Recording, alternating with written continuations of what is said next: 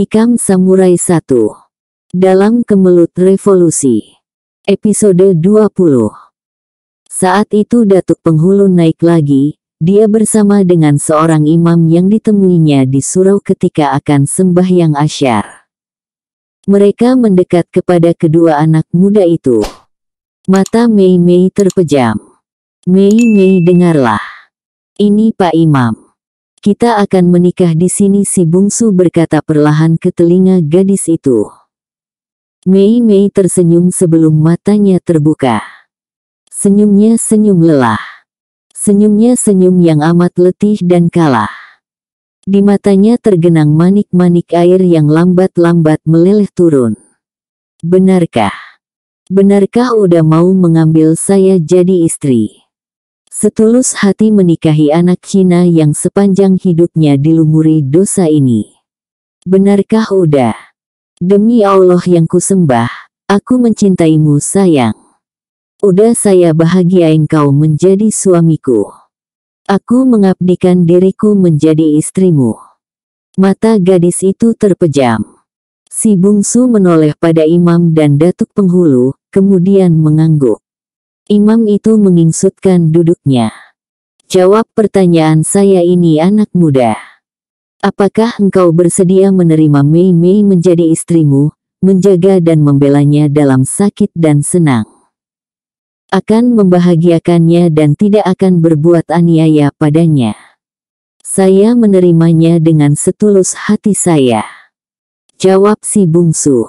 Imam itu menoleh Mei Mei.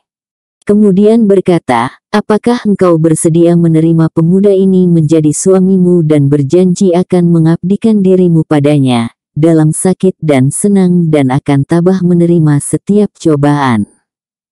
Gadis itu tak menjawab. Matanya masih terpejam.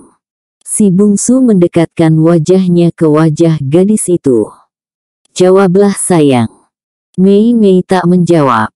Jawablah dengan mengangguk kalau engkau setuju, atau menggeleng kalau engkau tak setuju. Imam itu berkata perlahan. Namun Mei Mei tak menjawab.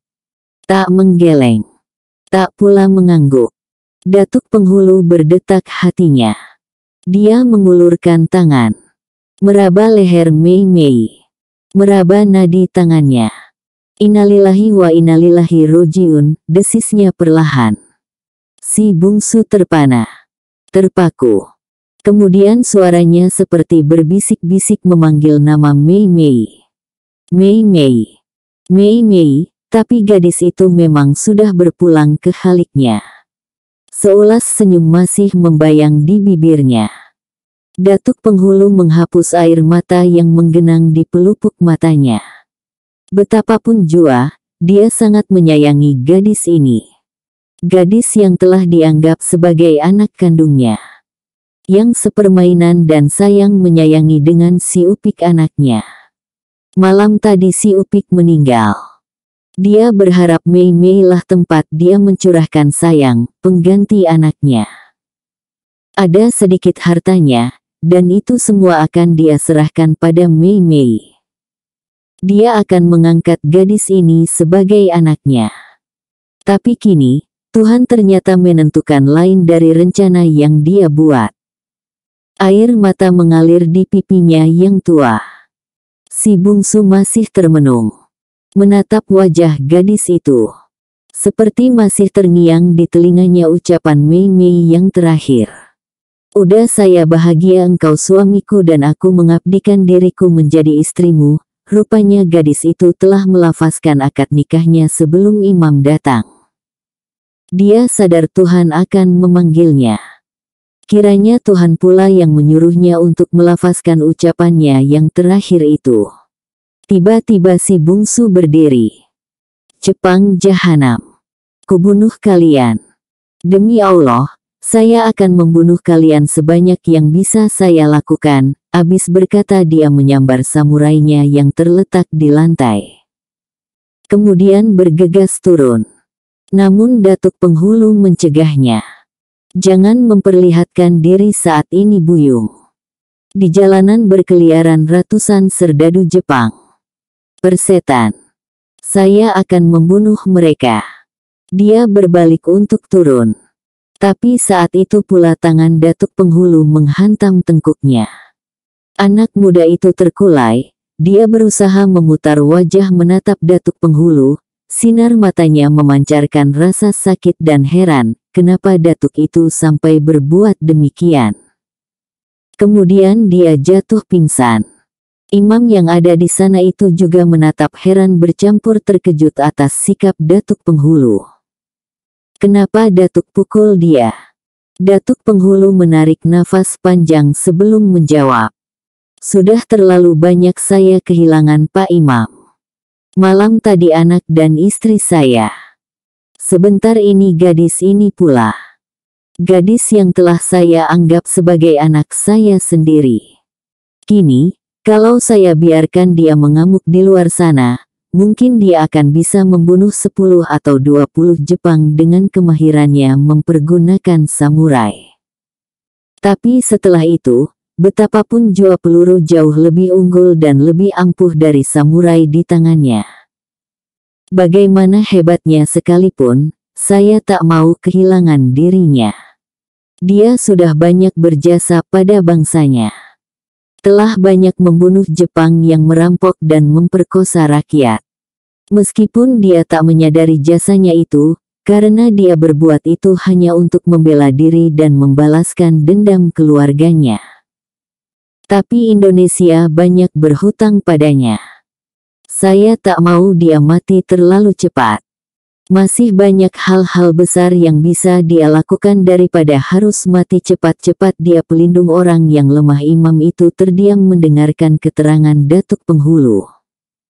Kemudian menoleh pada mayat Mei Mei. Kasihan gadis ini, dia meninggal sebelum sempat merasakan kebahagiaan, kata Imam itu perlahan. Iya.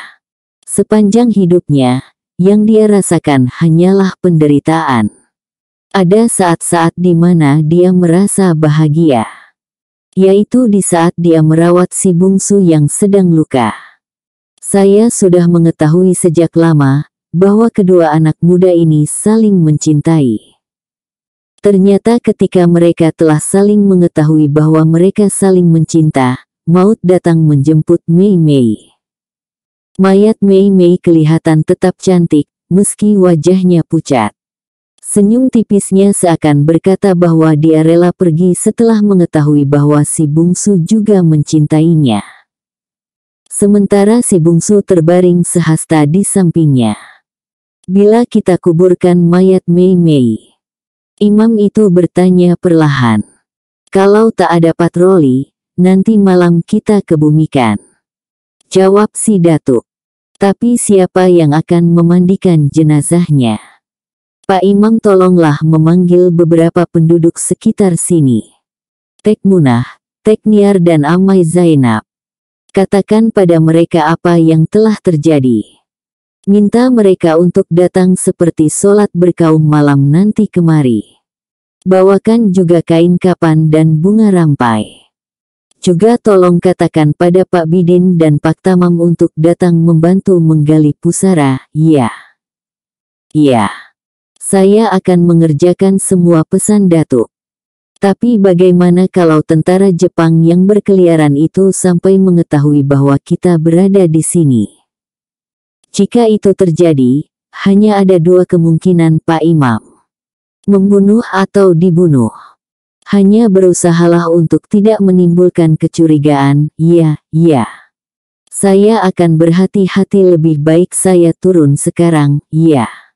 Saya rasa juga begitu. Kalau kemarin nanti tolong bawakan makanan. Iya. Akan saya bawakan. Tunggulah di sini. Imam itu bergerak turun.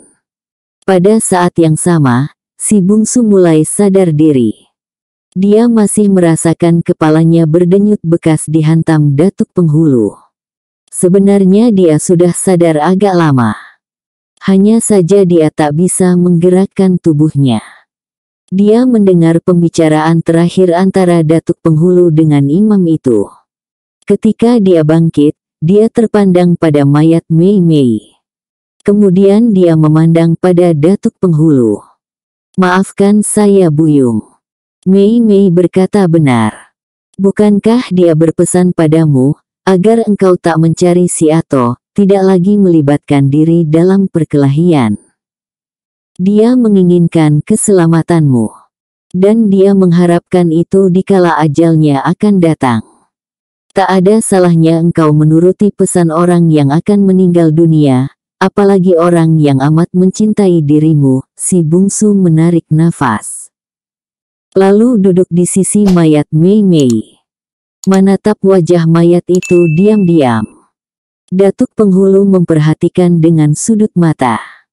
Secara hakikat, kalian telah menjadi suami istri. Datuk Penghulu berkata perlahan. Si bungsu menoleh padanya. Iya. Kalian telah sama-sama berikrar untuk jadi suami istri. Ikrar yang suci dan ikhlas itu saja sudah merupakan suatu ikatan. Meskipun belum disahkan oleh kadi dan tak ada saksi. Namun pada mulanya, dahulu kala lembaga pernikahan belum ada. Dia hanya ada setelah Islam atau agama dikenal manusia. Sebelum agama turun ke muka bumi, sebelum lembaga pernikahan seperti sekarang dikenal manusia, maka pernikahan dilangsungkan secara apa adanya, sementara yang jadi saksi bisa manusia, bisa pula tak ada saksi. Tetapi yang jadi kadinya secara hakikat adalah Tuhan. Si bungsu masih tetap diam mendengar ucapan Datuk Penghulu ini. Sementara itu, di luar hari merangkak memasuki malam. Di langit guruh terdengar menderam-deram.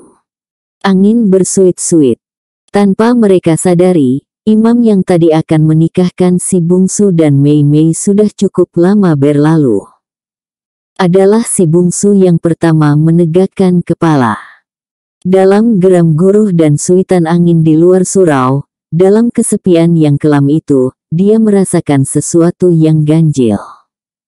Mereka sebenarnya harus merasa aman dengan guruh dan angin ribut itu. Apalagi kalau hujan sempat turun. Sebab dengan demikian Jepang yang mencari mereka tentunya menarik diri ke posnya dan mereka dengan aman bisa menguburkan jenazah Mei Mei. Kemudian dengan aman pula bisa melarikan diri dari kepungan tentara-tentara Jepang itu. Namun tidak demikian halnya dengan si bungsu. Ada firasat lain yang membuat hatinya tak enak dalam kesunyian di loteng surau kecil itu.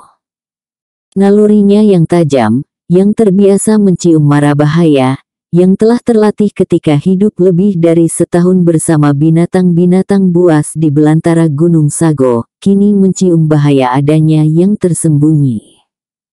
Ada apa? Datuk Penghulu bertanya melihat perubahan air muka anak muda itu. Si bungsu tak segera menjawab. Dia masih tetap duduk di dekat mayat Mei Mei. Namun matanya berkilat aneh. Wajahnya jadi tegang. Kita terperangkap, katanya perlahan. Datuk Penghulu menegakkan kepala. Perangkap. Desisnya sambil coba menangkap suara-suara yang menyelingi suitan angin dan gemuruh guruh di luar surau. Namun dia tak menangkap suara apa-apa. Tapi dia percaya pada anak muda ini. Dia sudah beberapa kali membuktikan bahwa indera dan naluri anak muda di depannya itu amat tajam. Datuk itu segera teringat pada imam yang turun tadi. Apakah imam itu mengkhianati mereka? Ternyata Jepang itu memang mengetahui persembunyian mereka dari imam tersebut.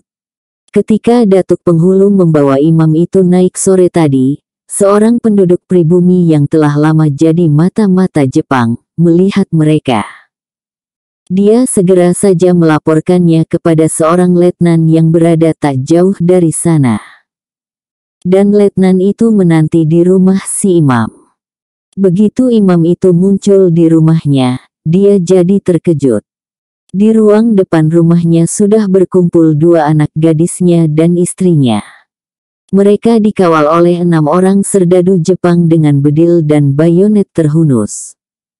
Nah, kini katakan cepat siapa yang ada di surau itu Pak Imam. Letnan Jepang itu segera saja buka suara begitu dia masuk. Imam itu jadi pucat. Namun rasa nasionalnya yang tebal menolak untuk membuka rahasia. Tak ada siapa-siapa. Di sana hanya seorang perempuan yang akan sembahyang, apakah tak ada orang lain? Tak ada. Boleh lihat ke sana. Imam itu berkata pasti. Sebab dia tahu, loteng surau itu dari bawah kelihatannya hanya terbuat dari bambu. Padahal loteng itu berlapis dua. Bahagian atasnya terbuat dari papan. Garin serta penjaga masjid lainnya tidur di sana. Jalan naik ke atas berada di bahagian belakang, tersembunyi dari pandangan orang. Letnan itu tak mengulangi pertanyaan, tapi tangannya langsung bekerja. Sebuah tamparan mendarat di pipi si imam. Demikian kuatnya tamparan itu, sehingga imam itu terpelanting dan mulutnya berdarah. Istri dan anak-anaknya terpekik dan mulai menangis. Imam itu menatap dengan penuh kebencian pada Jepang-Jepang tersebut. Jahanam. Kalian takkan selamat di tangan negeri ini. Desisnya. Letnan itu menggerakkan kaki.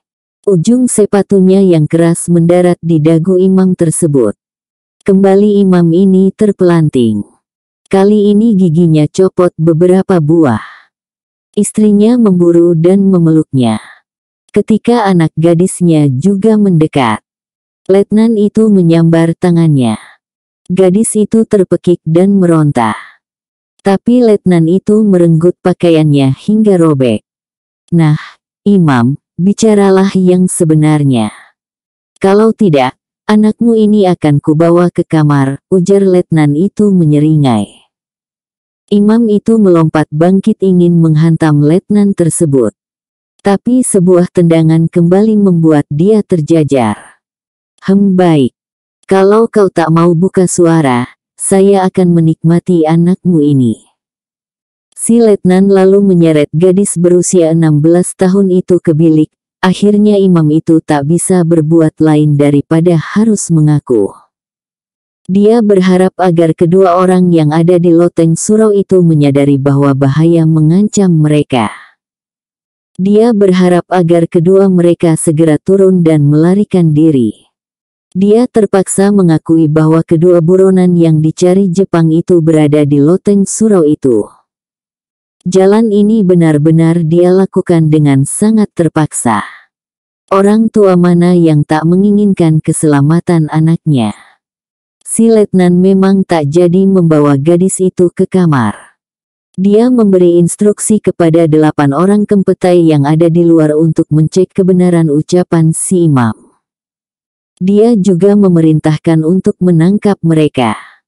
Kalau ternyata laporan imam ini tak benar, maka dia akan melanjutkan rencananya menyelesaikan anak gadis imam yang ada di rumah ini.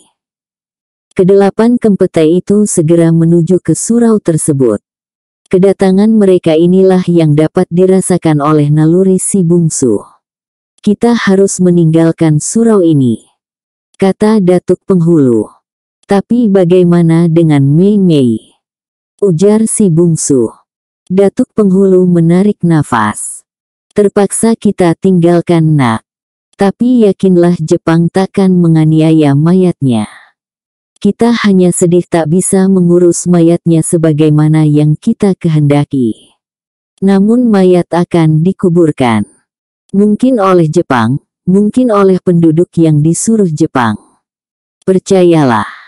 Kini mari kita menghindar dari surau ini sebelum terlambat, si bungsu menatap pada mayat Mei Mei. Tanpa dapat dia tahan, air matanya mengenang di pelupuk matanya. Semasa hidupmu, kita jarang bersama. Ketika engkau meninggal pun, aku terpaksa meninggalkan jasadmu. Kita memang orang-orang yang bernasib malang Mei Mei. Kudoakan semoga engkau bahagia di tempatmu yang baru. Jika di dunia jasadmu menderita, semoga Tuhan menempatkan rohmu di tempat yang bahagia. Dan aku yakin, Tuhan akan menempatkanmu di sana. Selamat tinggal sayang, dia menunduk. Mencium kening mayat yang mulai mendingin itu. Kemudian dengan mengeraskan hatinya, dia tegak. "Kita berangkat," katanya pada Datuk Penghulu. Datuk Penghulu sendiri merasakan matanya basah melihat kedua anak muda ini. "Mei Mei anakku, maafkan kami tak bisa menyelenggarakan jenazahmu. Hanya Tuhan yang tahu bahwa kami benar-benar menyayangimu. Tinggallah nak," ujarnya perlahan. Kemudian mereka mulai menuruni jenjang yang menuju ke belakang surau. Gerimis menyambut mereka begitu menjejakkan kaki di tanah. Mereka sudah dekat. Si bungsu berbisik. Datuk Penghulu bergegas membawa si bungsu ke dekat sebuah tebat di belakang surau. Dia hafal betul dengan situasi surau ini. Sebab dia termasuk salah seorang yang membuat surau itu. Derap sepatu Kempetai terdengar memasuki surau ketika datuk tersebut mulai memasuki tebat. "Masuklah," katanya pada si bungsu. Si bungsu tak banyak tanya. Dia segera masuk. Tebat itu cukup dalam. Mereka bisa menyelam. Di arah batang pisang itu, di bawahnya ada terowongan yang tembus ke sungai kecil di balik hutan bambu sana. "Kita akan keluar persis di belakang rumah imam tadi. Kita bisa menyelami terowongan itu. Cukup lama, salah-salah bisa kehabisan nafas sebelum sampai ke sungai belakang bambu itu. Dan jika kita sampai kehabisan nafas, maka mayat kita akan tersangkut dalam terowongan. Ayo mulai menyelam." Datuk itu memang mulai membenamkan diri. Saat itu seorang Kempetai telah sampai ke loteng dan berteriak pada temannya di bawah. Jepang-Jepang itu mulai mencari ke belakang surau. Sesaat sebelum mereka muncul, si bungsu telah membenamkan diri dan mulai menuju terowongan yang dimaksud Datuk Penghulu. Terowongan air itu melintasi sebuah tanggul sebelum sampai ke sebuah sungai kecil. Cukup lama si bungsu menahan nafas dan berenang mengikuti arus air, kemudian dia merasa melayang-layang. Dia menjangkau tangannya ke atas. Ketika dirasanya tak ada langit-langit yang menghalangi, dia lalu muncul. "Lekaslah," ujar Datuk Penghulu yang telah tegak di tebing, dan mulai melangkah. "Yang kelihatan lampu sedikit itu rumah imam tadi," Datuk Penghulu berkata sambil menunjuk ke belakang. Di rumah imam itu letnan yang tadi memegang anak gadis si imam masih duduk di kursi. Sementara di lantai, duduk imam yang berlumuran darah itu bersama-sama istrinya. Di luar hujan gerimisan turun. Mata letnan itu menyambar dengan kilatan birahi ke tubuh anak imam itu. Gadis itu punggungnya kelihatan jelas karena bajunya robek. Letnan itu beberapa kali menelan ludahnya. Pinggul gadis itu merangsang birahinya. Dan tiba-tiba dia memberi isyarat pada seorang prajurit yang menjaga. Prajurit itu mendekat. Mereka berbisik. Kemudian si letnan bangkit dan menyambar tangan gadis itu. "Tuan telah berjanji tidak mengganggu kami," imam itu berkata. Tapi letnan itu nyengir seperti iblis. Dia tetap menarik tangan gadis yang meronta-ronta itu. Tapi apalah dayanya. Letnan itu terlalu kuat baginya. Dalam 2 kali renggut dia sudah sampai ke pintu bilik. Gadis ini berteriak. Ayahnya bangkit akan menolong anaknya. Tapi ketiga prajurit lainnya sudah siap sejak tadi. Dengan sebuah pukulan popor bedil imam itu terkulai. Istrinya terpekik memeluknya. Sementara gadis itu dengan masih memekik-mekik diseret ke bilik orang tuanya. 20 depa dari rumah itu, si bungsu dan Datuk Penghulu yang baru saja keluar dari sungai, telah melangkahkan kaki untuk memulai pelarian mereka, jadi tertegun. Mereka seperti mendengar pekik perempuan. Pekik itu juga terdengar oleh beberapa penduduk yang rumahnya berdekatan dengan rumah Datuk Penghulu. Namun tak seorang pun di antara para lelaki yang ada di sekitar itu yang berani memberikan pertolongan. Mereka semua mengetahui bahwa di rumah datuk itu ada kempetai. Dan bila ada perempuan memekik, itu bisa disadari apa artinya. Tak ada yang berani menolong. Sebab pertolongan berarti melawan Jepang. Dan melawan Jepang artinya cabut kuku atau dibunuh. Nah, daripada mencari susah lebih baik diam di rumah. Itu lebih selamat. Bikin apa cari penyakit, pikir mereka. Tapi tak demikian halnya dengan si bungsu dan datuk penghulu. Hampir bersamaan, mereka yang sedianya akan melarikan diri itu, pada mengayunkan langkah panjang ke ruang imam tersebut. Mereka sadar, jika mereka kelihatan oleh Jepang, itu artinya maut mengintai. Tapi menyadari bahwa ada orang lain yang butuh pertolongan, mereka melupakan bahaya yang mengancam diri mereka sendiri. Mereka segera mencapai belukar di pinggir rumah itu. Pekik dan tangis masih terdengar dari dalam. Ada 3 orang di luar, si bungsu berbisik. Lalu seperti sudah bermufakat, tiba-tiba saja mereka meloncat ke depan.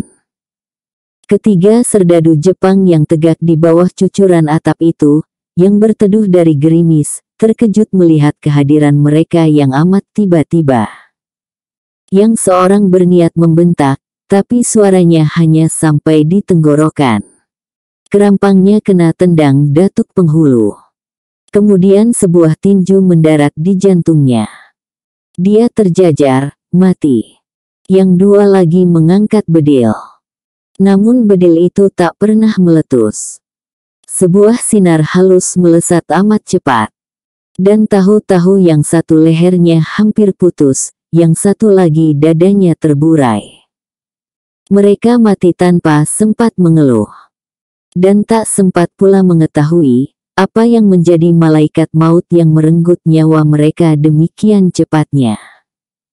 Dan si bungsu menyisipkan kembali samurainya. Datuk penghulu memberi isyarat. Si bungsu mengangguk. Di dalam bilik si letnan tadi sudah merenggut seluruh pakaian anak gadis imam itu. Gadis malang itu tegak di sudut ruangan dengan tubuh menggigil tanpa pakaian secabik pun. Kempetai itu menjilat bibir dan meneguk liurnya beberapa kali melihat tubuh montok gadis itu. Hah, bagus si badan. Bagus badaan. Katanya seperti orang menggigil. Dan dalam gigilannya itu dia membuka pula pakaiannya sendiri. Kemudian mendekat pada si gadis. Gadis itu tak kuasa lagi memekik. Dia menutupi wajahnya. Dan tiba-tiba dia terkulai pingsan saking ngeri dan malunya. Tubuhnya yang terkulai cepat disambut oleh Jepang itu. Kemudian menghempaskannya ke pembaringan. Saat itulah jendela kamar itu pecah dihantam dari luar. Seiring dengan masuknya papan pecahan jendela, sesosok tubuh berpakaian serba hitam tiba-tiba saja sudah tegak dalam kamar itu. Dia adalah datuk penghulu yang masuk dengan meloncat menerjang jendela kamar kempetai itu tertegun. Tapi itulah tegunnya yang terakhir. Itulah kesempatan baginya untuk tertegun semasa hidupnya. Sebab setelah itu dengan penuh kebencian pukulan datuk penghulu menghujam ke arah jantungnya. Dia berusaha untuk mengelak dengan mempergunakan tangkisan karate. Namun datuk itu sudah sampai ke puncak berangnya. Begitu tangannya ditangkis, tangan yang menangkis itu dia tangkap. Kemudian dengan sebuah pelintiran yang telak, tubuh Jepang itu terjerembab ke tanah. Saat berikutnya, dengan masih memegang tangan kanan Jepang itu, kaki datuk penghulu menghujam ke bawah. Hujaman pertama membuat tulang leher Jepang itu berderak. Kemudian hentakan kedua adalah hentakan tumit ke hulu hati. Jantung dan hati Jepang itu pecah oleh jurus hentak alu yang dipergunakan oleh datuk tadi. Bersambung ke episode 21.